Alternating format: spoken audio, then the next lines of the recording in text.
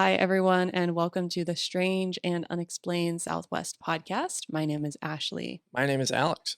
We're going to take you on a wild ride. What are we talking about today, Alex? Today we're going to be talking about the Phoenix Lights. Ooh, I'm super excited about this conversation. I hope you are too. Let's get started.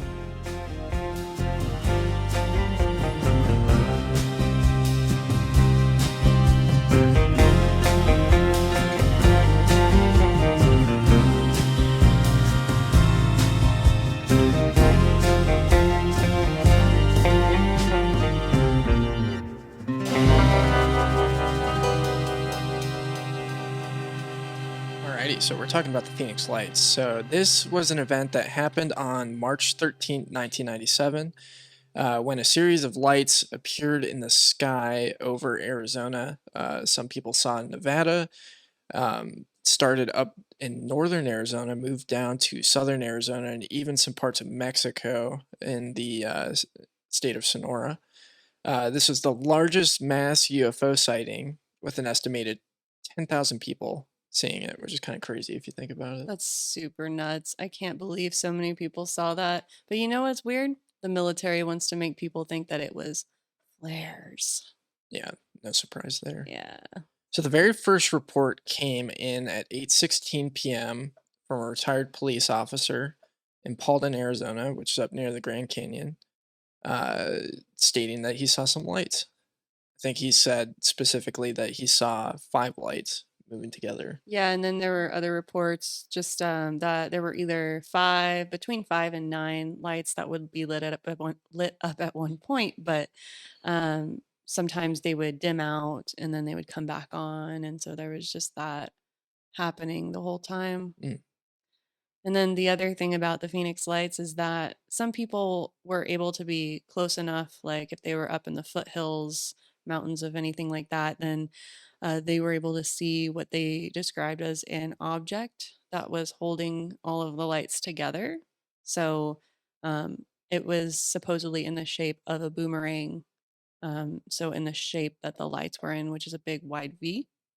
So yeah, pretty interesting. Other people didn't say that they saw the black mass or whatever that solid mass was, but they might have been too far away to see that. So, yeah, when you're getting 10,000 people seeing uh, something like this, you're going to get a lot of varied reports on, how many lights there were, or was it one giant object, or, were they just lights floating in the sky? But I think like the overall consensus from people seeing it was that these were giant aircraft of some sort that didn't make any sound like a normal fighter jet or a cargo plane, yeah. because, planes do fly in formation like that.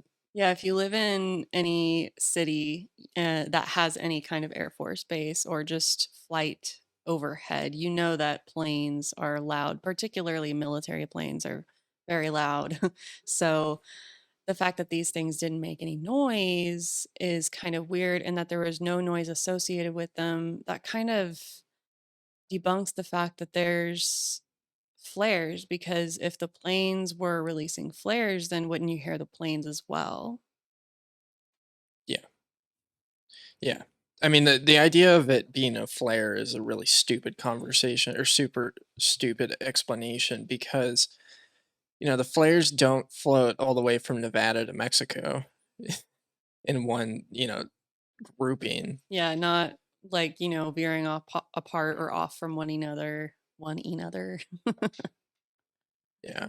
I think it's a really bad explanation by the military. And when they make explanations like this, I wonder if they do it on purpose, where they just give a really stupid explanation. Oh, you mean like the one that they gave for the 2007, 2008 reappearance of these lights? People saw them again, and their explanation then was it was flares dropped by a plane, and wait for it, flares attached to a helium balloon or balloons. I was like, what? That sounds really, really dumb. Like who thinks of this stuff? Yeah, I don't I know. don't know. I mean, who would attach a flare to a helium balloon? That just seems incredibly dumb. But Someone's really, really bored. here's the thing about flares is that, if you look and you watch a video of a plane shooting flares out, they dissipate pretty quickly. They don't just float on and on and on. And they might argue these are different types of flares, but they don't slowly move over a city. Even if there's a tremendous amount of wind, they fall to the ground. Yeah, and then the other thing with the lights is that people say that they looked more like orbs, but they didn't flicker. They flicker on camera because the camera is picking up light and then not picking up light. It's just kind of how cameras are. But the people who witnessed it in person say that they didn't flicker at all. It just looked more like there was a solid mass with some sort of maybe fluid or liquid moving around inside of it. Like, those little, I don't know what those are called, but those little ball things that have like the liquid in it and they have the liquid moving around in the glass ball or something like that. And it's just kind of, I don't know what those are called, but it just makes me think of that. If anybody knows what those are, you can let us know. Yeah, I mean the flare exploit. Here's why I think they give these dumb arguments is because they want to discredit people. And this was done to a city council woman that brought this forward. We'll get into that in a little bit. But the average person, is conditioned to think that UFOs and aliens and stuff like this is a really dumb topic. That the people that are talking about this have tinfoil hats, and that um, and Anybody is think of signs whenever you say that? yeah. But I mean, there's 10,000 people that have been gaslit, and tons more that have talked with these people and believe that it was an event that actually happened and it wasn't, uh, this silly, experience. But it's fun to go out there and just ask people to kind of gauge where they're at if they do believe in UFOs and aliens and stuff. And a lot of people have this really strong reaction that, where they say, "Oh no, that's silly," it's spacemen, whatever. And I think that's conditioned into us, because there's such a huge contrast to people saying that they see this giant ship over the city, and then the military explaining that it was just flares. The other thing that's interesting about the military saying that it was flares is that um, the night that there were all these calls going into police stations, and then when people even called the Air Force Base to ask, is are you guys doing some sort of like testing or anything like that? And this one witness said that they were giving her kind of an attitude saying that they had nothing to do with it the night of the incident. And then a few days later, the Air Force Base comes out and says that it was flares. And so that's kind of weird, the fact that they said that they didn't have anything to do with it first. And then they decided to come up with an explanation for it.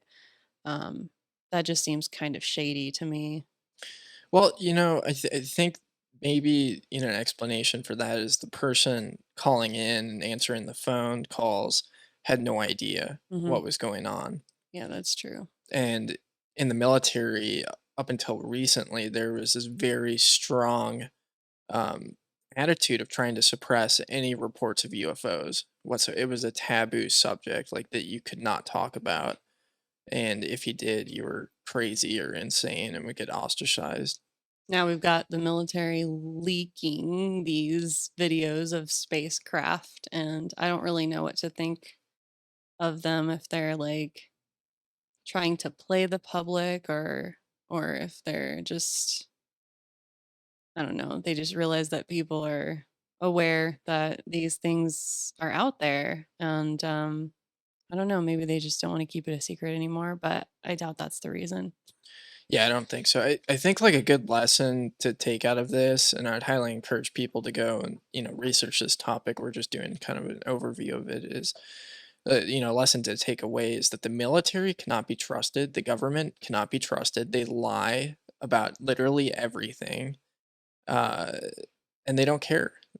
They don't care, what the public experiences or thinks. And this is, this topic is very personal for a lot of people because people have experienced terrifying events of either seeing a craft that they can't understand or having a potential experience with uh, aliens themselves. And to just discredit these people as lunatics. I'm sure some of them are, but um, it's just incredibly awful.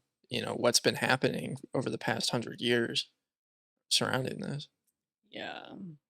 So yeah, let's talk about city councilwoman Frances Barwood. So she asked in a city council meeting on May 10th, right after the event, if there was going to be an investigation or not on this. And the reaction that they gave her was pretty absurd. Um, After the meeting, she stated that a city manager approached her and said that she shouldn't have asked that question. She was ridiculed by her colleagues and in the press. So the Arizona Republic, which is the Phoenix newspaper, put out a story with a picture of like a cartoon picture of her with a light switch right on her face and a button on her shirt that says "I love aliens" or something like that. And It's another case of like bullying. This is yes, like hmm, bullying with it, like high school with adults is pretty yep. much what was going on right there. Well, that's politics for you. It's high school with adults. I mean, when we have a system that uh, is all about like a popularity contest, that's kind of. That's what matters to them. That you don't matter to them. Their popularity matters more. Yeah, and I think she was one of the people that genuinely cared because, well, let's talk a little bit about what her coworkers continue to do. So they put up signs around the office mocking her and handed out business cards stating, uh, "Speak into the tinfoil, I will hear you," making fun of her. And I think this really goes to show that it was a taboo subject for a very long time up until recently. When it started getting a little bit more broad. Discussion, on shows like Joe Rogan, and then as well as the military acknowledging that there might be something to it. But yeah, There was that was it the mayor of Phoenix that had the yeah, that had or it a was the conference, governor. oh, the governor Yeah, of Arizona that had basically a conference and was being serious, and then out of nowhere he has like this alien person in an alien suit come out as the accused, and it was just like this huge joke and everybody was laughing, and I feel like they were kind of like making a laughing stock out of the whole situation, and people who believed it, whether they were in the government or not, or civilians, and just kind of like you said earlier, gaslighting hmm, people into thinking like, oh, this couldn't have happened. It's not possible. Like you guys are so dumb. Like ha ha ha, you're funny. You're not credible, et cetera, et cetera. So it's just a big bummer that it has to be like that and it can't just be honest. yeah. I think he later said that he claimed, or well, he later claimed to have seen it and reached out to the military for an explanation and didn't get one. Um, but I wonder if that was because people really pushed back against him as a result of that. Because the city councilwoman Frances Barwood said that she took calls from about 700 people stating that they saw it and had a conversation with them. So that's how she responded to the situation, while all of her uh, coworkers and you know the governor just ridiculed her and ridiculed the entire event in general. One thing that I found was kind of interesting is the governor, I guess, was a Air Force pilot veteran, and that might have influenced his response, initially to discredit and make fun of it. Yeah. Yeah, yeah. So again, the lights were seen over Nevada, Arizona, parts of Mexico. There's just no way that that can be flares with its perfect shape and formation the whole time and coming on and off with the lights. Like just again, I really don't see how that flare explanation is true. So Well, they could have been super flares, super top flares. secret magical military flares. Yeah, like something that maybe. That's the other thing. It could be like a like some people suggesting it's a top secret military aircraft that hasn't been made known to the public, but and that's totally a possible option as well. And that can also explain the lies and the gaslighting. Um, but at the same time, I really want to believe that there's other life outside of this planet because I think that's just such a cool idea. I would love for there to be life outside. And then the chances of us being the only people, the only intelligent life forms in the universe are like almost zero. It's almost impossible for us to be the only intelligent life forms in the universe with how big and vast it is. Yeah. Yeah, I think the explanation that it's a top secret military craft, people were saying that this thing spans a mile wide. And if they had this top secret military craft that was that big, why would they fly it over one of the densest population centers in the region, in Phoenix? That's really dumb unless they were trying to, terrorize people. Or just like I feel like if they did that, they must have been trying to be seen. Like, hello, hello, Yeah. we exist. We're here. We know your government's lying to you. Yeah, I think that's a lot more plausible than it being a military craft of some sort. Yeah. I mean, where would you store and w- take off from with a mile wide craft? I mean, maybe Area you're, 51, yeah. I mean, I guess Groom Lake is a flat lake bed that you could take off of with something like that, but realistically, I guess. it's The thing was huge. That's the other thing. It was gigantic. Like they said, some people said like a mile long, or some people said about as long as a football field. That's ginormous. I don't really know of any airplanes that are that big. yeah, it's not feasible with what we know, especially like 1997. Um, but here's the thing about it as well is it, what was I gonna say? I don't know. What were you gonna say, Alex? Just lost it. That's all right. That's all right. Yeah, it's. I think like when it comes down to it, there are explanations for all of these things. Or oh, here's what I was gonna say about it. So one of the things that I've noticed about any sort of paranormal activity, so paranormal, often gets tossed up to being aliens, but it just means not normal. Um, or not aliens, but ghosts and stuff. Uh, is that we can't really understand what's happening here or get like real clear measurements. I think there's a lot out there that we don't understand that we can't explain based off of what we know. And I just think like uh, this is one of those cases, and I think a much better explanation from government and a good response would be we don't understand what happened. That would be nice, wouldn't it? I mean, they're starting to say that now, but everything they do has a purpose, and it seems centered around some sort of control. So I'm very skeptical of the recent press releases that they've been putting out for that reason. Yeah. They have an awful track record with honesty, and I don't think they should be trusted. But yeah, here's another thing about it is like we did have a video of it. The video wasn't that great. It looked like the lights were kind of flickering a little bit, and from all the reports, it didn't say that that was happening. But this was in 1997, where video technology was very, very poor. And people didn't have smartphones to go outside and just snap a quick video. I think back then, the main type of video camera or video camera had tape, like it actually recorded on tape, and it had to be played in, like a VCR or something like that. Wow. They didn't have digital cameras back then, did they? I don't think so. Maybe. What year was that? 1997. Yeah. I don't think so. I think video cameras were just kind of starting. I was born in 91, so There were cameras, I just don't know if they were digital. Maybe it was a Polaroids and the little disposable film cameras.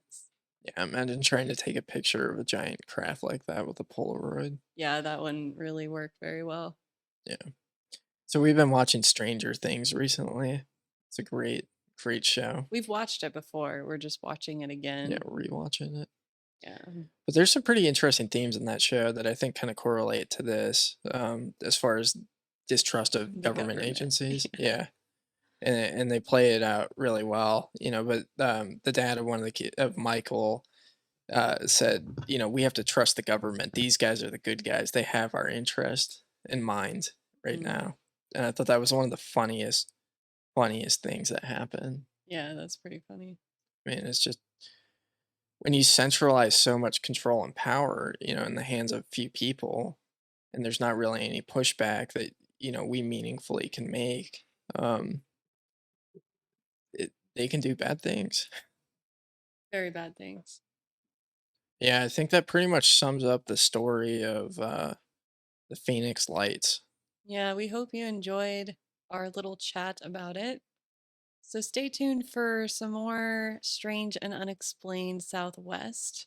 We'll be coming back to you soon. Have a wonderful rest of your day, guys.